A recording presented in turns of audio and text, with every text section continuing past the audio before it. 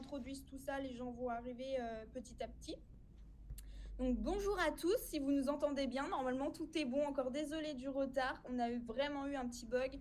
C'est la première fois avec Julia qu'on organise le live sur LinkedIn. D'habitude on est ailleurs, donc c'est pour ça. Veuillez nous excuser encore une fois. On espère que vous allez tous très bien. C'est le 3e webinaire Cocorico qu'on organise. Et donc aujourd'hui, nous sommes avec Julia Duchamp-Vignal, tout simplement parce qu'on est assez complémentaires sur le sujet du recrutement. Donc voilà, aujourd'hui au niveau du sujet, donc on va parler de vraiment comment construire une nouvelle vision de l'expérience candidat. Donc le but de ce webinaire, c'est que ce soit assez interactif. Si vous avez des questions à poser, n'hésitez pas à les poser directement dans le chat. Dans le chat, c'est bien aussi. Nous allons parler du coup de tout ce qui est mauvaise pratique et les bonnes pratiques avec des comparaisons pour aussi justement pouvoir être le plus efficace possible en 2025. Parce que maintenant 2024 est passé, 2025, c'est aussi des nouvelles attentes candidats. Donc beaucoup de choses peut-être à revoir. Et l'objectif, encore une fois, c'est vraiment de vous inspirer, même si vous êtes d'excellents recruteurs. Ça peut être pas mal de refaire un petit check-out pour savoir si on est bien positionné correctement. Donc n'hésitez pas à regarder jusqu'au bout. Et même si vous faites quelque chose à côté, vraiment mettre le son au cas où vous pourrez loper des petites infos. Parce qu'on va essayer d'aller là où vous n'avez pas forcément pensé d'aller. On va vraiment creuser le sujet à fond avec Julia, donc n'hésitez pas. Ce qu'on va faire dans un premier temps, c'est qu'on va se présenter. Donc, je vais laisser Julia se présenter. Je vais juste, hop, cliquer sur les petites slides. Donc ça, c'est ce qu'on va voir. Donc ça, je l'ai dit précédemment. Et je vais laisser Julia se présenter. Oui, déjà, merci beaucoup de m'inviter sur ce webinaire et sur le sujet du recrutement qui est un sujet passionnant. Donc moi, je suis fille d'hôtelier-restaurateur, donc un pur bébé de l'hôtellerie-restauration. J'ai fait l'école hôtelière à Paris, à l'EPMT. Coucou l'EPMT s'il y a quelqu'un qui nous écoute de cette école. Et j'ai pu profiter d'une super expérience en apprentissage pendant 5 ans où je suis passée à vraiment différents services sur l'opérationnel, sur des postes support. Et donc, on a un petit commentaire, ok, que les autres personnes sont encore dans l'autre webinaire. Ouais. Il faut qu'il recharge la page. La page, ouais. Je vais aller mettre un petit message. Vas-y, mets un petit message parce que c'est dommage qu'on rate du monde.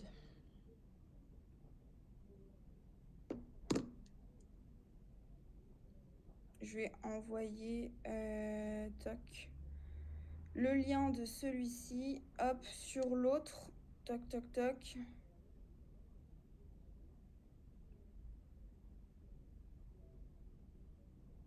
Elle n'a pas de son, Mélanie. Tac. Mélanie n'a Ouais. pas de son? Nous, de notre côté, je pense que c'est bon. Tac, tac, tac. Ok. Donc, j'ai renvoyé le lien dans les commentaires. Donc, je pense que ça devrait arriver. Ok, donc Mélanie. Bonjour Mélanie. Donc, désolé, on a eu un petit bug. C'est la première fois qu'on utilise LinkedIn Live. Donc, voilà.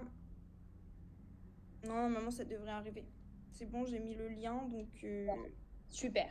Bon, de toute façon, on continue voilà. comme on a pas mal de choses à balayer. Oui, voilà, c'est ça. On a pas mal de choses à voir. Voilà. Donc, moi, je termine, mais en tout cas, je suis à mon compte depuis 2020 comme consultante sur l'hôtellerie-restauration et je fais du recrutement pur, chasse de tête par approche directe depuis 2022, suite finalement à une opportunité de marché parce que post-pandémie, il y avait énormément de besoins sur la rouverture des établissements, gros impact aussi sur les postes managériaux, postes de cadre, où il y avait besoin de restructurer économiquement les établissements.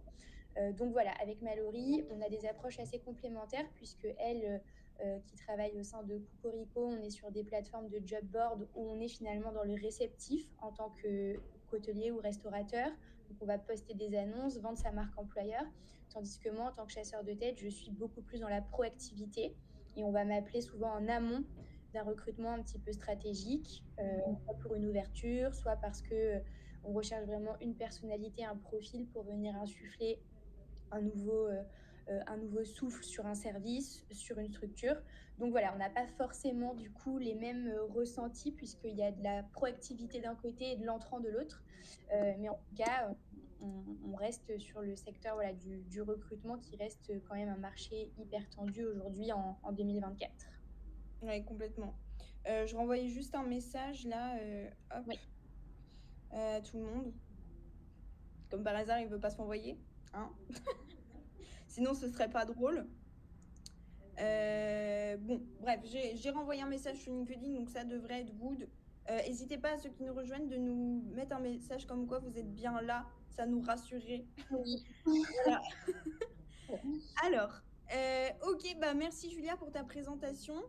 Donc moi, je m'appelle Mallory, je fais partie de la société Cocorico.com. Donc Cocorico.com, pour ceux qui ne connaissent pas, c'est un site d'emploi 100% hôtellerie-restauration où les recruteurs peuvent déposer directement leur offre d'emploi.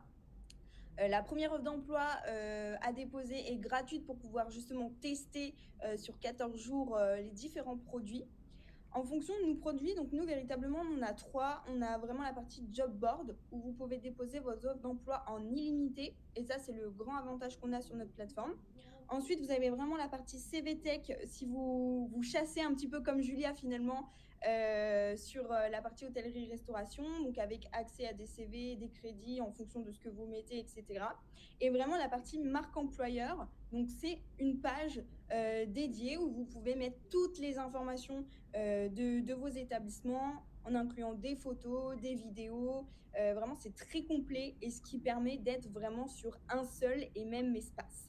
Donc voilà, ça c'est nos trois produits. Et si jamais vous avez des questions, bah, n'hésitez pas justement à les poser sur le chat directement et puis on verra ça à la fin. Petit focus sur notre dernière nouveauté, parce que nous, on essaye vraiment de rajouter des nouvelles fonctionnalités en fonction des nouvelles attentes aussi des recruteurs sur la durée. Nous, on a eu une IA directement implémentée sur notre plateforme qui vous permet de rédiger en quelques secondes votre offre d'emploi en fonction de certains critères que vous pouvez annoter. Donc ça, c'est plutôt pratique et ça permet de gagner énormément de temps parce qu'on sait que bah, on n'a pas toujours le temps, surtout quand on est recruteur et en plus dans l'hôtellerie-restauration. Donc ça, c'est le gros plus aussi qu'on a implémenté. Je ne vais pas m'étaler trop sur Cocorico. Encore une fois, si vous avez des questions, n'hésitez pas à nous les poser sur le chat. Et on va démarrer, le fameux webinaire. Alors, pour commencer, du coup, en quelques chiffres, on voulait vous en noter ce qui nous paraissait le plus important. En 2024, il y a eu énormément quand même de projets recrutement. Il y en a eu 385 370, mais avec quand même beaucoup de difficultés de recrutement sur près de 60%, enfin 59,2% qui ont eu des difficultés de recrutement. Donc pareil, n'hésitez pas à nous dire dans le chat aussi si vous avez rencontré des difficultés de recrutement cette année ou même en 2023. Et ce qu'on constate aussi qui est quand même à retenir, c'est que près de 60% des candidats stoppent le process s'il est trop long ou trop complexe. Et ça, c'est vraiment quelque chose qu'on observe, même nous, auprès de nos clients. Certaines fois, ça ne fonctionne pas parce que effectivement, c'est trop long et ou trop complexe. Et avec le choix que les candidats ont aujourd'hui, si c'est trop long et si c'est trop complexe, bah, ils vont tout simplement aller voir ailleurs. Donc c'est dommage de trop s'étaler. Julia nous dira comment vraiment synthétiser son process par la suite. Et du coup, Julia, tu avais des choses, toi, à rajouter aussi de ce côté-là? Bah, écoute, en effet, moi aussi de mon côté, je tire un petit peu le bilan depuis la pandémie du Covid. Donc déjà, ce qui est important de dire et ce qui est plutôt positif, c'est qu'en 2023-2024, on a quand même retrouvé une belle industrie sur l'hôtellerie-restauration. Il y a eu quand même 60 milliards de recettes, alors c'est mondial, hein, mais en tout cas en France, on a constaté plus 12% de chiffres sur les structures. Mais effectivement, on constate un beau regain. Les JO ont aussi apporté une certaine visibilité sur la France, sur Paris. Mais finalement, on se retrouve vraiment aujourd'hui entre ces deux plaques tectoniques. Donc, un regain de l'industrie, trop chouette, on redémarre. Il y a beaucoup de nouvelles ouvertures. On constate beaucoup d'ouvertures, notamment dans l'hôtellerie chez Accor. Ils ont fait une 60aine d'ouvertures cette année, enfin sur 2023-2024. Énormément de franchises qui en ont profité aussi pour ouvrir des nouveaux concepts. Donc finalement, on voit qu'il y a quand même de l'ouverture, c'est plutôt positif. Et de l'autre côté, effectivement, ce chiffre de 60% de difficulté de recrutement, parce qu'on constate cet énorme décalage entre le regain de l'industrie et les choses qu'on met en place pour recruter efficacement et pour continuer d'attirer du personnel qualifié sur l'hôtellerie-restauration. Et donc, si on prend le chiffre de 300 000, 385 000 projets de recrutement en 2024, il faut bien se rendre compte que c'est environ 1000 recrutements par jour. Et il faut s'imaginer nos 1000 petites annonces sur les job boards, les milliers d'entretiens qui ont lieu en fait chaque jour sur le télé-restauration. Et c'est vraiment hyper impactant pour notre industrie de se dire que sur ces 1000 recrutements par jour, on peut avoir jusqu'à 60% qui n'aboutit pas finalement. Donc, on a un regain d'un côté, ce qui est très chouette économiquement, et de l'autre côté, on n'arrive pas à mettre des ressources humaines en face pour complètement consolider cette, cette industrie qui repart, qui a envie à nouveau d'accueillir, d'ouvrir des nouveaux concepts. Donc, ça reste assez complexe et fragile aujourd'hui. Tout à fait. Écoute, oui, au niveau des chiffres, on a très bien résumé tout ça. Nous, on va du coup voir un petit peu le schéma classique, ce que nous, on constate de comment un recruteur peut penser. Ouais. En général, le recrutement, ça fait toujours peur. C'est une période qu'on appréhende parce qu'il y a beaucoup de turnover dans ce secteur-là. Donc, on veut aller vite. En fait, le problème, c'est qu'on veut toujours aller vite. On se dit, j'ai un employé qui est parti malheureusement il y a une semaine, je vais vite devoir le remplacer. Donc, je me dépêche de faire vite une annonce, en général qui est beaucoup trop courte et qui n'est pas forcément réfléchie ou bien pensée. Donc, je fais mon annonce et puis dès que je reçois des CV qui sont potentiellement intéressants avec plusieurs années d'expérience, en général, c'est ce qu'on se dit, plus il y a d'expérience, mieux c'est, alors que c'est pas forcément toujours le cas.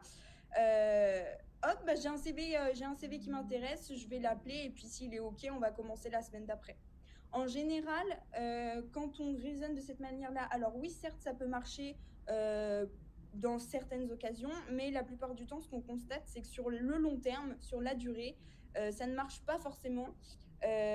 Tout simplement parce qu'en fait, les candidats qui vont postuler ne sont pas forcément des candidats, sont un panel très large de profils, donc en fait, qui vont s'identifier sur le moment, mais qui sur le long terme, finalement, ne matchent plus en fait avec ce qu'on propose. Donc c'est là où ça peut un petit peu coincer si on n'est pas très clair dès le début et si on ne prend pas le temps dès le début de justement faire quelque chose qui va pouvoir faire en sorte que le candidat, après le profil, puisse rester le plus longtemps possible dans l'entreprise. Donc c'est assez dommage. Donc Julia va nous expliquer un petit peu, nous refaire un petit topo sur ça. Oui, tout à fait. Ce que tu viens de mettre en exergue est tout à fait vrai. En fait, on est un peu dans ce cercle vicieux de je prends pas le temps. Et puis, il faut savoir que si le profil est parti il y a une semaine, il faut comprendre pourquoi il est parti, pourquoi on n'a pas identifié qu'il allait partir et pourquoi on se retrouve à nouveau comme ça plusieurs fois de suite dans cette situation. Donc, en fait, c'est vraiment une question de préparation. Donc, je sais que les restaurateurs ont la tête dans le guidon, que c'est pas évident. Mais en fait, c'est quelques précieuses minutes, quelques précieuses heures qu'on va consacrer à réfléchir à son recrutement et au profil qu'on recherche parce qu'on a aussi cette mauvaise habitude dans la restauration notamment, un petit peu moins dans l'hôtellerie, de vouloir recruter. Si Pierre est parti, on veut recruter le même Pierre. On se disait, il est trop génial, en fait, je veux la même chose. Sauf que non, l'activité évolue, l'entreprise évolue. Forcément, en tant que patron, on a une vision à moyen, court, moyen, long terme. Et donc, à un moment donné, il faut se poser 2 minutes et se dire non, je ne fais pas mon recrutement dans l'urgence. Peut-être qu'il vaut mieux que je prenne un extra pendant 2 semaines, 3 semaines, le temps de savoir où je veux aller, où est-ce que je veux emmener ce futur profil qui va rejoindre l'équipe. Donc, en effet, c'est tout un process où il faut arriver à se poser un petit peu, à prendre de la hauteur sur son équipe pour se dire comment est-ce que je veux la construire suite à ce départ. L'idée, c'est pas de faire du bouche-trou en permanence, sinon ça va nous coûter énormément de temps, d'argent, de stress, et très certainement à 90% du temps, ça va se reproduire quelques mois après. Donc l'idée n'est pas de traiter rapidement les candidatures, c'est vraiment de se dire quel type de savoir-être je recherche, quel type de profil je recherche. C'est pas forcément, effectivement, comme tu le disais, une expérience de 5 ou 10 ans. Quelqu'un peut avoir un CV hyper cohérent en ayant travaillé dans le retail, dans l'univers de la boutique, par exemple, et avoir toutes les compétences que nous, on recherche sur la partie service, parce qu'il a ce côté service client, il a ce côté rigueur, il sait faire des caisses. Voilà, donc il y aura forcément de l'accompagnement et de la formation. Mais l'idée, c'est d'arrêter de balayer ces CV comme ça en permanence, et surtout de ne pas se construire de vivier au fur et à mesure. Parce que parfois, il faut prendre 5 minutes de plus pour appeler des profils qu'on n'aurait pas forcément identifiés voilà, correspondant parfaitement à nos critères. Mais cette personne, ça va super bien se passer au téléphone et ça ne coûte rien de s'être présenté, d'avoir présenté le bistrot, la brasserie, le restaurant, et de la rappeler peut-être 2 mois plus tard parce qu'il y a une collaboration qui peut naître de ça. Et de garder ce vivier comme ça de CV, de personnes qu'on a eues au téléphone. Donc, à partir du moment où on a réfléchi à tout ça, qu'on est au clair sur le profil qu'on veut, on identifie mieux les candidatures, on le fait moins dans le rush, on essaye d'anticiper les départs aussi. En fait, c'est tout un cercle vertueux. Et donc, on évite les process trop longs, puisque du coup, on n'est pas dans le rush à se dire ah, j'ai reçu 30 CV, mais en fait, j'ai pas le temps de les traiter parce que le service il démarre, on est ouvert 7 jours sur 7. Ouais. Là aussi, il faut apprendre à déléguer. C'est pour ça que c'est hyper intéressant aussi parfois de faire passer le premier entretien par quelqu'un de votre équipe qui est là depuis un petit moment et qui vous connaît, qui connaît le lieu, qui va avoir un œil extérieur. Donc ça rentre un peu dans l'entretien classique qu'on reproche aujourd'hui, où voilà, le patron, il vous reçoit sur un coin de table. Bon alors, t'as combien d'années d'expérience? Pourquoi tu veux venir bosser chez moi? Non, peut-être que ça peut être super chouette de venir le mettre en binôme avec un de vos salariés qui travaille bien, qui représente bien vos valeurs, et qui va finalement lui faire passer un entretien un petit peu immersif, lui poser des questions, prendre le temps de prendre un café avec lui, et de vous donner déjà un premier avis. Et ça, le candidat, ça va très certainement lui plaire, déjà parce qu'il va se rappeler de vous. Ce ne sera pas un entretien classique. Et de deux, il sera en immersion et il sera avec quelqu'un qui n'a pas ce mauvais biais du patron de vouloir l'ancien Pierre qui est parti. Donc voilà. Et pareil, aujourd'hui, on constate très peu d'accompagnement à partir du moment où le profil arrive, donc très peu d'onboarding. On lui demande pas trop s'il a bien compris tout ce qu'il devait faire aujourd'hui. Son uniforme n'est pas forcément prêt. Il se sent pas forcément attendu. Donc ça, c'est un fondamental, mais aujourd'hui, c'est très peu respecté encore. C'est quelque chose qu'on retrouve aussi beaucoup dans le médico-social, dans tous les métiers qui demandent une grosse implication humaine. C'est finalement souvent là où on en met le moins à l'arrivée du candidat. Donc là, ça pose question quand même. Donc on se retrouve, comme on disait tout à l'heure, entre ces deux plaques tectoniques, de la nouvelle génération qui attend un service ultra personnalisé, une vision, un projet, qui viennent pour faire partie d'une équipe, qui ont un peu des étoiles plein les yeux sur le métier de l'hôtellerie-restauration, parce que souvent on a des lieux magnifiques, on est dans des rues sublimes, et c'est quand même une industrie hyper valorisante quand on vend un produit qui est de qualité, par exemple, et le patron qui est encore un petit peu à l'ancienne à des moments, et qui va bâcler son processus de recrutement, l'arrivée du candidat, et finalement le jeter dans la fosse aux lions, et donc la personne ne reste pas. Voilà. Donc il y a tout un travail à faire de prise de recul, de prise de hauteur, pour ajouter plein de petites étapes, de petits détails qui vont faire clairement la différence. En général, c'est vraiment les détails qui font la différence. Des fois, ça se joue à très très peu, hein. Des fois, ça se joue vraiment à une mèche de cheveux. Donc oui, il faut vraiment donner le maximum Ça peut être de ce qu'on peut faire. juste son tablier qui l'attend avec son petit prénom, son badge, juste Mm. prendre le temps de prendre un café avec lui, juste lui proposer de déjeuner comme s'il était client son premier jour pour qu'il puisse se rendre compte du service qu'il a apporté, puis aussi apporter ses réflexions extérieures qui sont souvent un super atout d'avoir un regard frais les 2-3 premiers jours sur quelqu'un qui arrive. Mais voilà, tout ça, on le fait pas parce que ça ne se fait pas, parce qu'on est dans le rush, parce que à quel moment permettons à un salarié de manger pendant que les autres travaillent. Mais oui, mais pourtant, c'est un très gros retour sur investissement de faire toutes ces petites choses-là. Très clair, très bien. Hop, je vais passer à la slide suivante. On va faire un petit point sur peut-être vous, si vous recrutez en ce moment et sur quel poste vous recrutez. Comme ça pourrait aussi nous aider à s'orienter sur les prochaines slides. Donc, n'hésitez pas à nous poser encore une fois vos questions. J'espère que les personnes ne sont pas encore sur le précédent live. Normalement, je renvoie un message, mais bon, on sait jamais quand même. Alors, du coup, ici, on a mis deux exemples d'offres d'emploi qui sont, entre guillemets, quand même des mauvaises pratiques. C'est-à-dire que ce sont des offres d'emploi qui, comme on l'a dit tout à l'heure, sont d'une part très très courtes et d'une part manquent beaucoup d'informations. Alors, ça peut être du coup la description de l'établissement, comment est l'ambiance d'équipe, le salaire qui est encore très très peu mis. Voilà, comme me disait Julia hier, normalement il va devenir obligatoire. Donc pensez vraiment à le mettre impérativement. Ça peut être aussi une information importante, on en avait parlé aussi l'autre fois, c'est l'âge de l'équipe pour que le candidat puisse aussi se positionner et voir si ça pourrait matcher avec lui. Voilà, c'est vraiment plein d'informations qui peuvent rentrer en compte.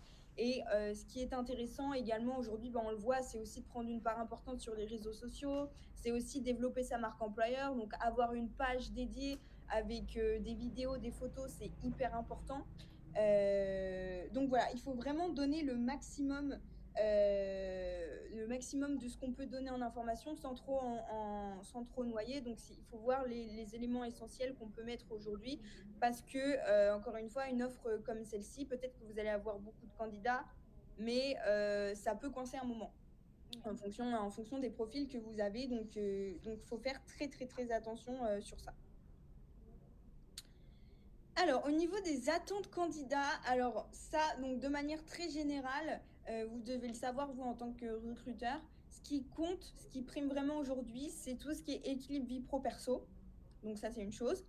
C'est compliqué dans l'hôtellerie-restauration, pas toujours facile à mettre en place, mais maintenant on sait qu'il y en a qui enlèvent les coupures, il y en a qui essayent de voir qui sera disponible tel jour, c'est d'organiser, d'anticiper au maximum le planning aussi des équipes.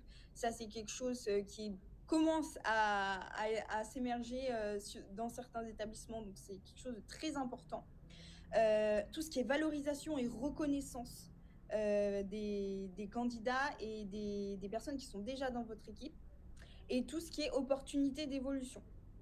Les gens maintenant ont aussi envie, ça dépend des profils, mais c'est bien de savoir si on peut pouvoir évoluer au sein de l'établissement.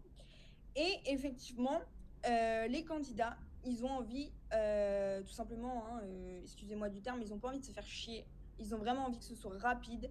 Ils ont envie de personnalisation, de transparence et d'honnêteté. Donc de personnalisation dans le sens où ils ont envie de se sentir uniques dans le process de recrutement. Et donc du coup, ça, Julia, t'en sais quelque chose. Est-ce que tu peux nous expliquer un petit peu plus qu'attend vraiment un candidat aussi sur cette partie-là? Oui, oui, complètement. Déjà, je te rejoins sur les éléments principaux que tu as cités. Effectivement, quand on parle d'équilibre de vie pro-perso, ça reste aujourd'hui quand même un des critères numéro un. Moi, en tout cas, quand j'ai un candidat au téléphone, on en vient très vite aux horaires et à l'organisation du travail.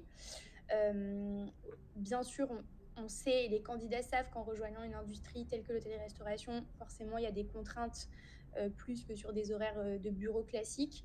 Mais effectivement, basculer sur des 4 jours de travail, 3 jours de repos, éviter les coupures, Il y a quelque chose aussi qui est très très peu fait aujourd'hui et je trouve dingue, c'est qu'on demande par exemple on demande, après je dis pas qu'on prend en compte les avis de tout le monde parce que c'est impossible pour faire marcher une entreprise, mais par contre on a vraiment des personnalités qui préfèrent travailler le soir, des personnalités qui préfèrent travailler le matin, des personnalités qui finalement euh, sont OK pour faire 3-4 coupures. Et j'ai constaté que hyper rarement on se posait sur cette partie un peu planning en disant bah, en fait qui est plus un oiseau du soir, qui est plus du matin, qui est plus efficace quand. Et en fait, il y a quand même pas mal d'autres industries où on se base sur la productivité personnelle en fait de chaque personne.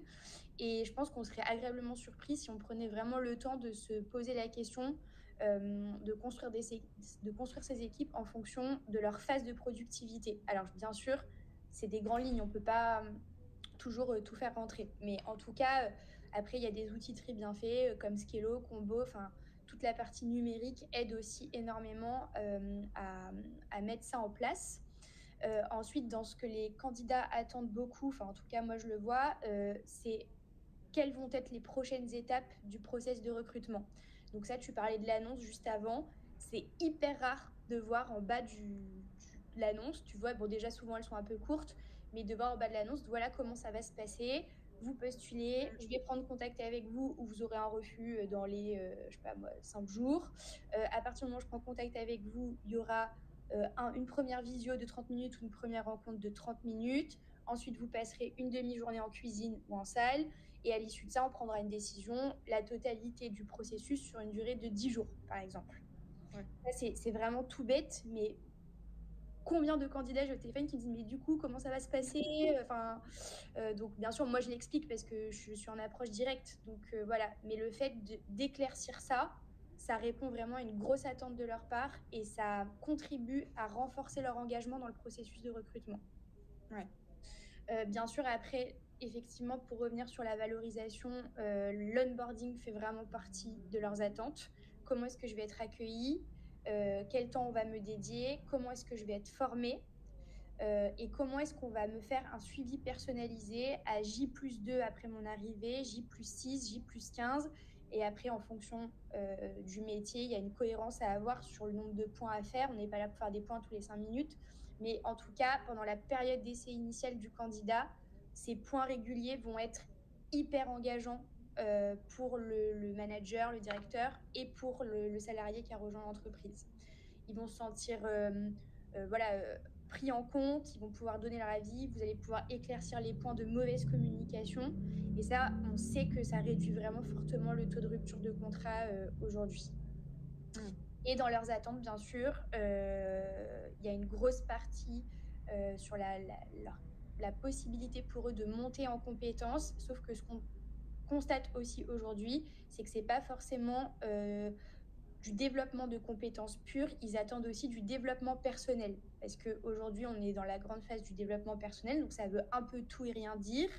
Mais en fait, il y a quand même des choses qui sont à tirer de cette grande mouvance du développement personnel, donc sur la santé mentale, sur la prévention des risques au travail, etc.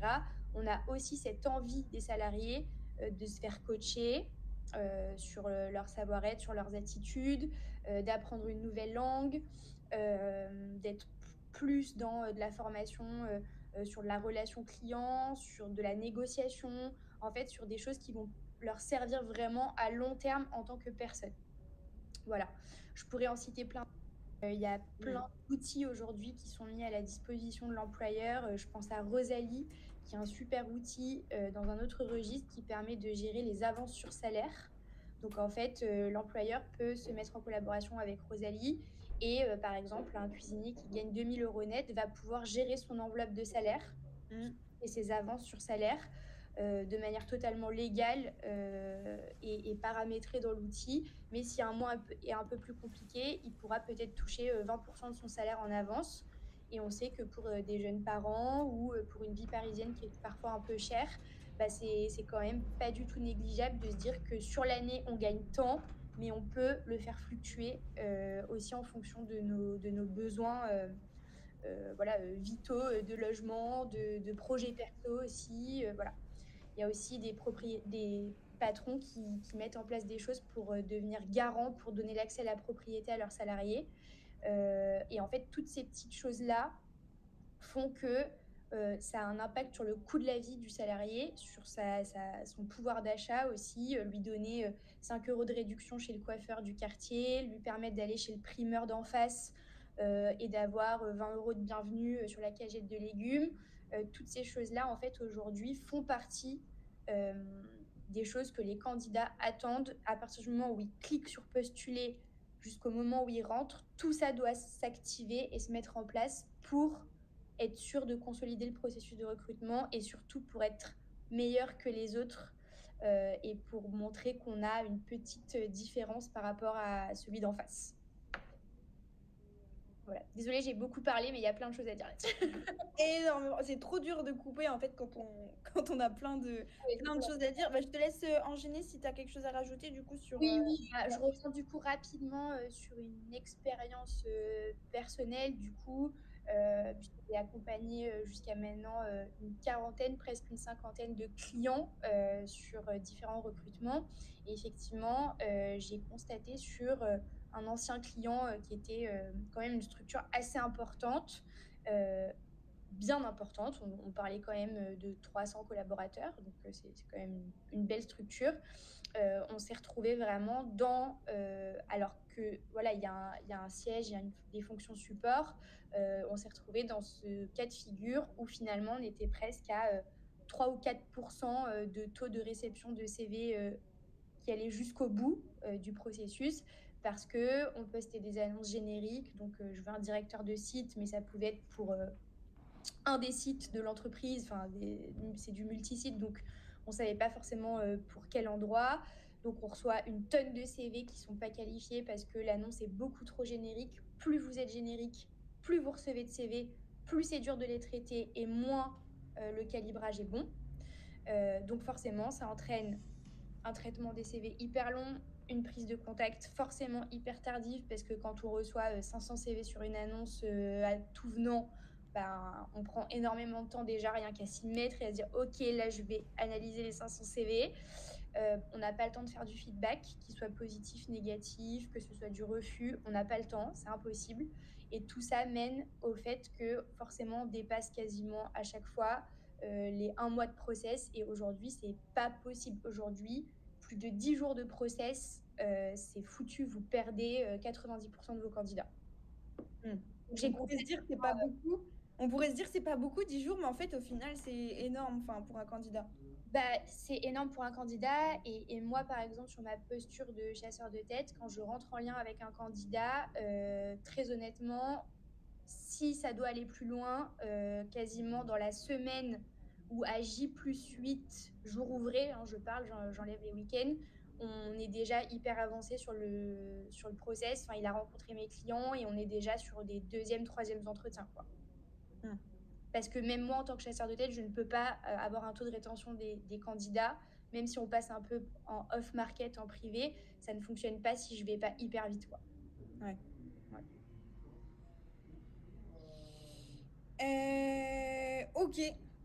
Qu'est-ce qu'une expérience candidat vraiment réussie, Julia, par rapport à tout ce que tu as pu dire Je résume un petit peu, mais donc aujourd'hui, une expérience candidat réussie, une réflexion profonde sur chaque recrutement, même un serveur, même un chef de rang, ça doit s'inscrire dans une vision, dans une stratégie de recrutement, ça doit s'inscrire dans un projet qu'on a sur 2 ans, 3 ans, 4 ans, soit de monter en qualité, soit de réduire le personnel pour faire des heures de service, je sais pas moi, un petit peu plus restreintes, mais proposer une offre un petit peu plus chère. Enfin, en fait, tout ça va aussi avec la partie, bien sûr, offre et le service client qu'on veut proposer.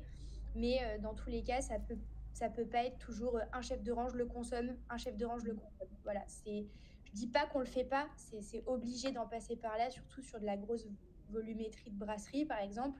Mais à un moment donné, il faut prendre ce temps de se dire, ok, est-ce que je suis sur la bonne voie? Est-ce que j'analyse bien mon besoin? Et est-ce que finalement, j'ai pas quelque chose à revoir dans mon organisation du travail? Bien sûr, du coup, ça va avec la rédaction de l'annonce. Donc, on a vu les exemples qui n'étaient pas bons tout à l'heure. une annonce, on est obligé de mettre certaines informations légales. On pourra vous les remettre dans le chat si besoin, mais elles se trouvent vraiment sur Légifrance aujourd'hui. Effectivement, il faudra parler du salaire de manière obligatoire à partir de juin 2026. Donc, on n'aura plus le choix, ce sera une mention obligatoire. Les candidats ou les job boards pourront bloquer votre annonce si le salaire n'est pas clairement affiché. Donc voilà, il faut mettre des deadlines dans le processus de recrutement, il faut se les imposer à soi-même aussi pour être plus efficace et pour surtout pouvoir tester différentes choses et voir ce qui marche et ce qui marche pas.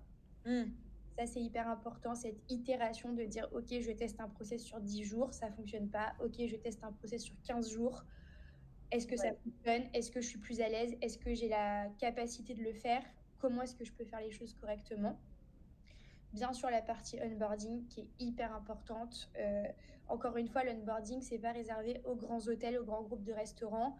Un onboarding, c'est un certain nombre de cases à cocher. Un accueil en bonne et due forme, un contrat signé en bonne et due forme et pas sur un coin de la table après le service du midi, un moment d'observation, un point avec le candidat le soir, enfin du coup le salarié le soir et les jours qui suivent. Voilà, un process d'onboarding, c'est un livret personnalisé qui peut prendre juste 2-3 pages, mais qui représente l'entreprise, ses valeurs, le projet. Donc voilà, c'est un peu à discrétion de chaque entreprise de créer cet onboarding, mais un onboarding doit être fait et on peut plus jeter les gens comme ça dans la fosse au lion et espérer qu'ils restent, en tout cas. Et ce suivi personnalisé sur leur montée en compétences, que ce soit du côté skills purs en cuisine, en salle, dans l'hôtellerie, et les accompagner aussi avec du coaching extérieur, écouter leurs besoins en formation et leur proposer une évolution, qu'elle soit chez vous ou ailleurs, mais en tout cas les préparer, leur donner les clés pour qu'ils puissent évoluer derrière. Mais tout est hyper important dans un process et comme on dit, ça démarre toujours de l'offre d'emploi. Nous, ce qu'on aime bien dire, c'est quand on a une belle offre d'emploi, en fait, c'est comme quand on dresse une belle assiette. En fait, une offre d'emploi doit être attractive, doit être bien rédigée, etc. Et en fait, c'est la base de tout. Et si déjà on n'a pas une belle offre d'emploi bien faite, il y a de fortes chances pour qu'après tout le process, soit un peu entre guillemets bancal, donc vraiment ne pas négliger que ce soit aucun point du process. Et comme disait Julia, l'onboarding aussi, on néglige trop souvent. Et c'est vraiment le premier visu qu'on a qu'on a de l'entreprise. En fait, le onboarding, c'est comme quand on croise quelqu'un pour la première fois, c'est vraiment la première le premier geste, le premier c'est la mot, première impression et sur l'annonce de recrutement, c'est ce que je te disais qu'on en discutait ensemble. Pour moi, un candidat, il faut qu'il lise l'annonce et il faut que dans sa tête, il soit en train de s'imaginer le cadre. Il faut qu'il puisse, à travers cette annonce, se dire, OK, je rentre dans tel lieu, je vais travailler avec telle équipe, on est sur tel type de concept, on est sur tel type de décoration, on sert tel type de produit. Et en fait, il faut qu'à la fin de l'annonce, il se soit matérialisé quelque chose qui soit au plus proche de ce que vous proposez vraiment. Et ça, aujourd'hui, c'est pas le cas. On n'est pas obligé d'écrire une centaine de lignes, mais on peut une dizaine de lignes dire voilà quel type d'entreprise vous allez rejoindre, quel type d'établissement, voilà ce qu'on attend de vous, voilà comment on va vous recruter et voilà quel projet vous allez rejoindre. Juste ça déjà. Voilà. Ce sera pas mal. C'est l'essentiel. On vous a rajouté juste avant de nous donner un petit peu nos derniers tips, on vous a rajouté un exemple. Alors nous, on nous demande souvent, enfin les candidats nous demandent souvent que ce qu'ils aimeraient voir vraiment, c'est au moins être immergé avant de vraiment commencer dans l'établissement, être immergé une demi-journée, voire une journée si on peut, pour qu'ils puissent déjà se faire une opinion, une avis sur l'ambiance, sur l'équipe, sur la manière de travailler, sur l'organisation. Et ça peut être vraiment chouette, encore une fois, pour vous différencier. Si vous pouvez rajouter cette petite touche-là, c'est vraiment ce qui est demandé et ce qui sera tendance en 2025. Donc, si ça peut vous aider, voilà, c'est gratuit. On voulait, avant de vous donner nos astuces, de savoir ce que vous avez pensé de ce webinar. On en parlera avec Julia tout à l'heure, mais si on peut peut-être refaire un replay ou quoi pour ceux qui ont malheureusement loupé le webinar, et ben on le fera en fonction des demandes.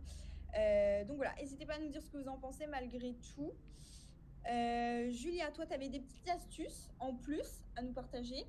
Oui, alors on en a évoqué déjà pas mal au fil de la discussion, mais en effet, si je dois résumer, les candidats ne veulent plus d'entretien classique. Ils veulent plus voilà, ce process. Je rencontre le N+1, le N++1, le N++2.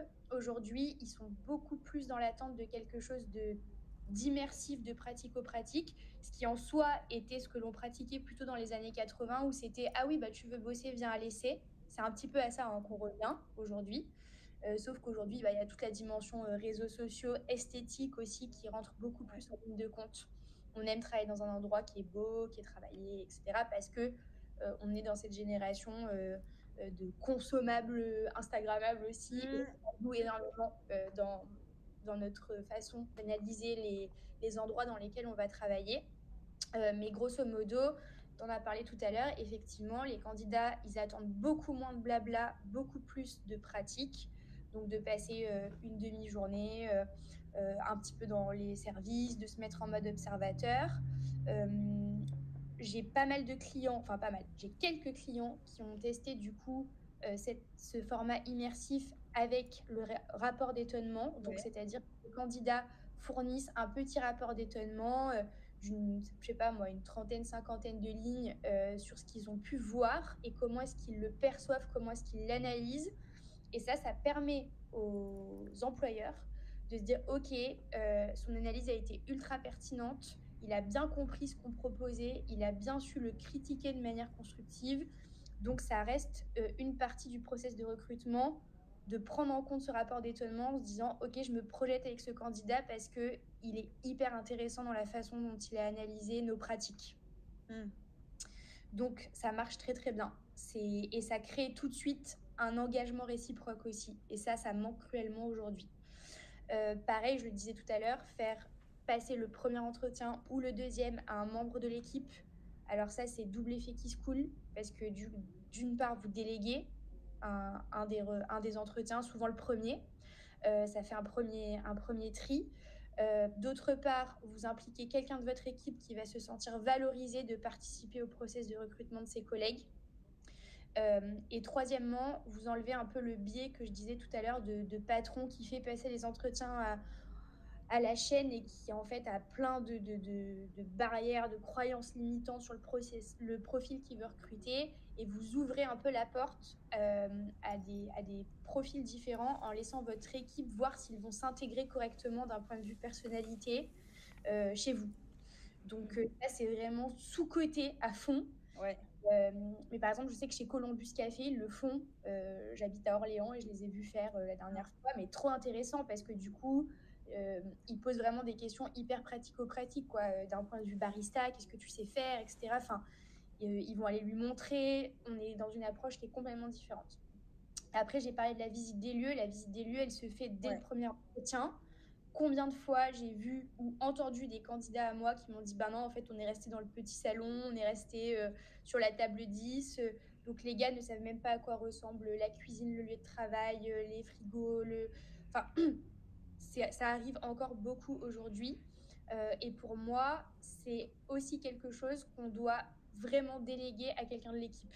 Trop intéressant d'avoir le cuisinier qui vous fait le tour de la cuisine avec son avis, son expérience. Trop intéressant de dire au barman, bah, montre-lui le bar, comment ça se passe, etc.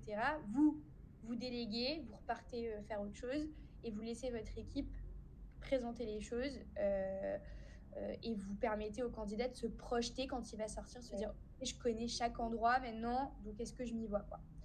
Voilà. Après, il y a... Et faire participer l'équipe, ça, on le néglige aussi beaucoup. Ça fait partie de la reconnaissance aussi et qui se travaille sur le long terme. Et en fait, le candidat va pas forcément travailler avec le RH ou le recruteur, voire le manager, il va travailler avec l'équipe.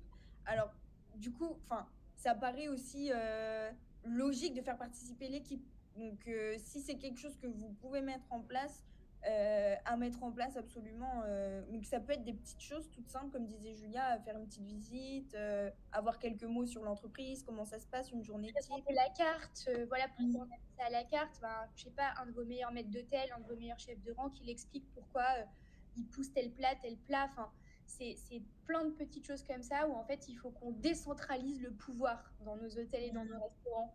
Et il faut qu'on apprenne à déléguer et il faut qu'on apprenne à, à divulguer nos secrets pendant un entretien parce qu'en fait, c'est pas parce que la personne voit l'arrière-cuisine que oh là là, mon Dieu, il sait ce qui se passe dans les cuisines. Enfin, c'est pas comme ça que ça se passe. Aujourd'hui, Ouais. il faut recréer un lien de confiance, il faut recréer un lien d'engagement et il n'y a rien de mieux que de laisser la personne s'approprier les lieux pour savoir si elle est faite pour vous et si à l'inverse, elle se projette chez vous. Voilà.